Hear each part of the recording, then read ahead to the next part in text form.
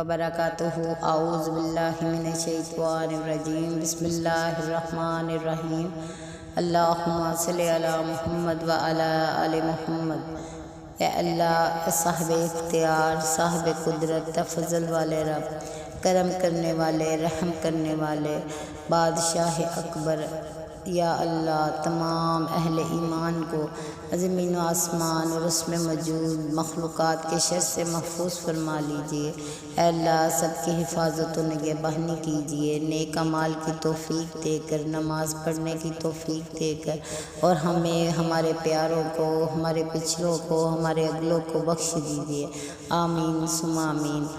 آج کل اگر کسی گھر میں کوئی مسئلہ ہو، پریشانی آئی ہوئی ہو، کاروبار ٹھپ ہو چکا ہو، گھریلو جھگڑے ہوں اور کوئی بھی مسئلے مسائل جو ہے ان کو درپیش ہوں، تو ان کے ذہن میں آنے والی سب سے پہلی بات یہی ہوتی ہے کہ ہم پر کسی نے جادو کروا دیا ہے یا ہمیں کسی کی نظر لگ گئی ہے۔ ہو سکتا ہے آپ میں سے بعض لوگ سچ کہہ رہے ہوں، صحیح سوچ رہے ہوں، لیکن زیادہ تر ایسا مسئلہ نہیں ہوتا۔ زیادہ تر یہ اپنے اعمال کی بدبختی بندے کے سر پر ڈیرا ڈال لیتی ہے، جو جلد جانے کا نام نہیں لیتی، کیونکہ ہم اتنی دیر تک اللہ تعالیٰ کی یاد سے غافل رہتے ہیں، اسے پکارتے نہیں، اس سے مدد نہیں مانگتے، اسے اپنی حفاظت کی دعا نہیں کرتے، اس کی نگہبانی میں نہیں آتے۔ تو جب پریشانیاں آ جاتی ہیں تو پھر ہمیں ظاہر ہے پکارنا پڑتا ہے، وہ جو ساری غفلتیں ہوتی ہیں وہ آہستہ آہستہ دھوئی جاتی ہیں، معاف کی جاتی ہیں، تو پھر انسان کو عطا کیا جاتا ہے۔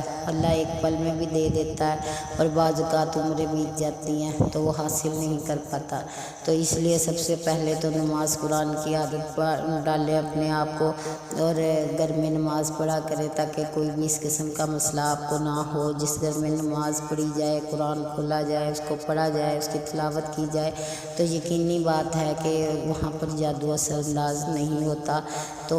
اب جب ہمیں کوئی ایسا مسئلہ لگتا ہے کہ ہمارے گھر میں اس قسم کی کوئی ٹینشن چل رہی ہے، تو ہم سب سے پہلے پیروں فقیروں کے پاس بھاگتے ہیں، ادھر ادھر جاتے ہیں کہ کوئی ہمیں کوئی ایسا تعویذ دے دے جس کی وجہ سے ہمارے گھر میں جادو سے بچت ہو جائے اور ہمیں اس قسم کے مسئلوں سے نجات مل جائے۔ لیکن نبی اکرم صلی اللہ علیہ وسلم نے پہلے ان مسئلوں کا حل دے دیا ہے، ان دو آیات کی صورت، جو سورۃ بقرہ کی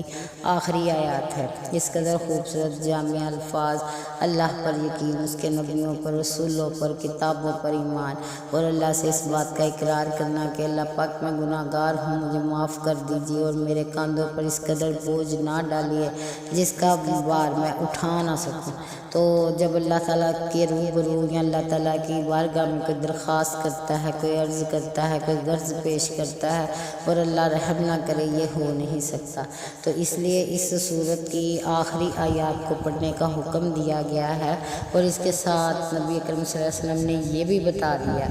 کہ مجھے سورۃ بقرہ کی آخری آیات عرش کے نیچے خزانے سے دی گئی ہیں، اور کہتے ہیں کہ جب رسول اکرم صلی اللہ علیہ وسلم کو معراج کرائی گئی تو 3 چیزیں عطا کی گئی تھیں،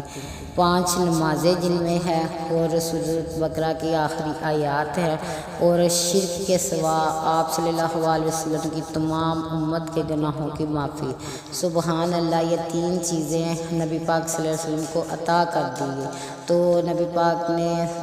پاک صلی اللہ علیہ وسلم نے آگے بیان کر دیا، اس کو اپنے تک نہیں رکھا، انہوں نے بتا دیا کہ اگر کسی گھر میں، اس سے پہلے ہی یہ کہا گیا کہ آپ اس کی تلاوت کریں، اس کو قرآن پاک کو پڑھیں تاکہ آپ پر کوئی ایسی مصیبت نہ آئے، کوئی ایسے مسئلے سے دوچار نہ ہو۔ لیکن اگر کسی کے ساتھ ایسا کوئی مسئلہ خدا نخواستہ پیش آ جاتا ہے تو وہ سورۃ بقرہ کی آخری آیات کی تلاوت شروع کر دے، اس کو پڑھا کرے، اپنی روٹین میں شامل کر لے۔